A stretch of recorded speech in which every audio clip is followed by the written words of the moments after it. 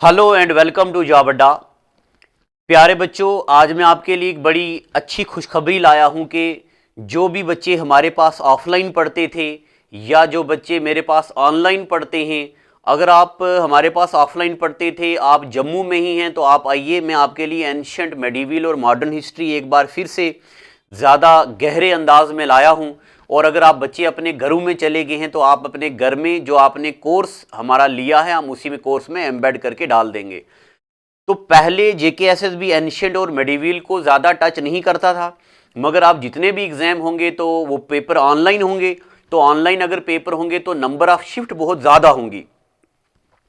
जब number of shift बहुत ज़्यादा होंगी तो एग्जामिनर कुछ भी क्वेश्चन डालेगा, इसलिए हमें उस चीज़ को ओवरकम करने के लिए थोड़ा गहराई में पढ़ना अब ज़रूरी है।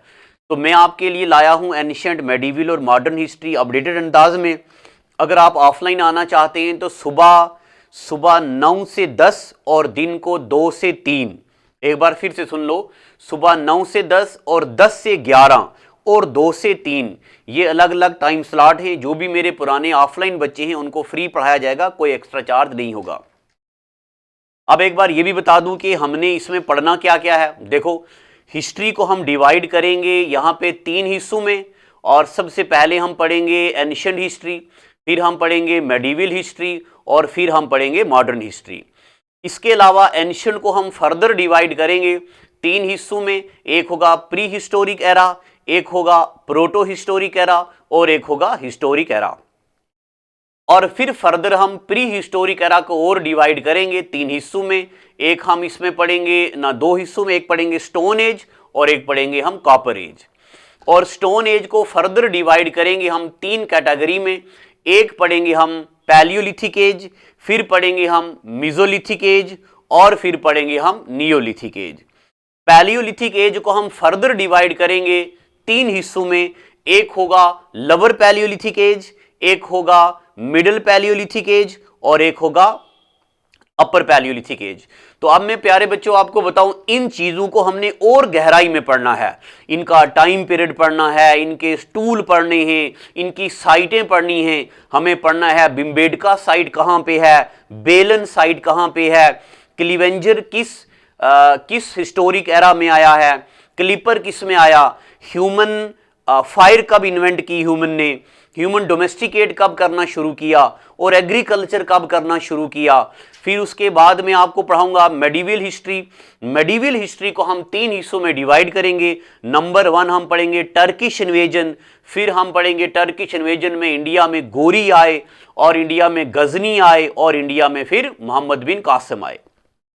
अभी रिसेंटली सब इंस्पेक्टर में पूछा गया, जब इंडिया में मोहम्मद गजनी आए तब मोहम्मद गजनी के साथ इंडिया में कौन आया। तो मैं आपको पढ़ाऊंगा हिंदुस्तान में हर्षवर्धना के टाइम कौन आए, हिंदुस्तान में अल बहरूनी किसके टाइम आया।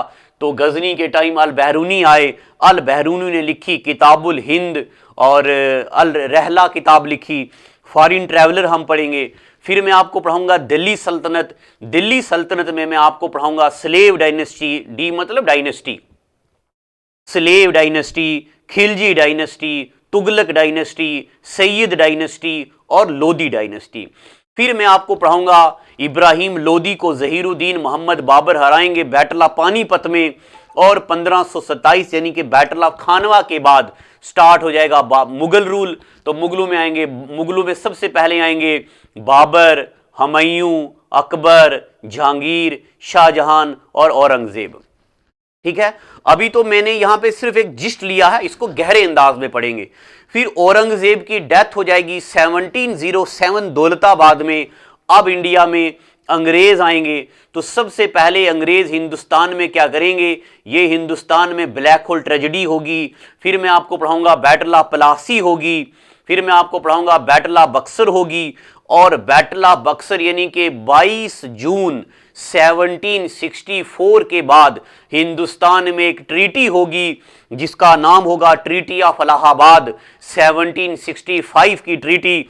फिर हिंदुस्तान में रॉबर्ट क्लाइव ड्यूल गवर्नमेंट ले आएंगे और हिंदुस्तान में पूरे तरीके से अंग्रेज अपना कब्जा जमाएंगे। फिर हिंदुस्तान में वैरन हेस्टिंग आएंगे, हिंदुस्तान में रेगुलेटिंग एक्ट पास होगा।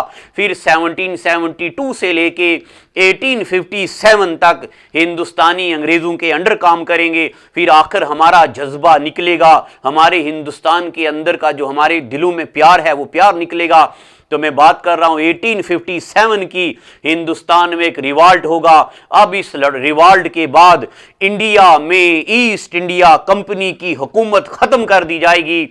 इंडिया में ब्रिटिश क्राउन यानी कि क्वीन विक्टोरिया की हुकूमत लाई जाएगी और क्वीन विक्टोरिया के बाद हिंदुस्तान में मॉडरेट, एक्सट्रीमिस्ट और आखिर 1947 में हिंदुस्तान को आजाद कर दिया जाएगा।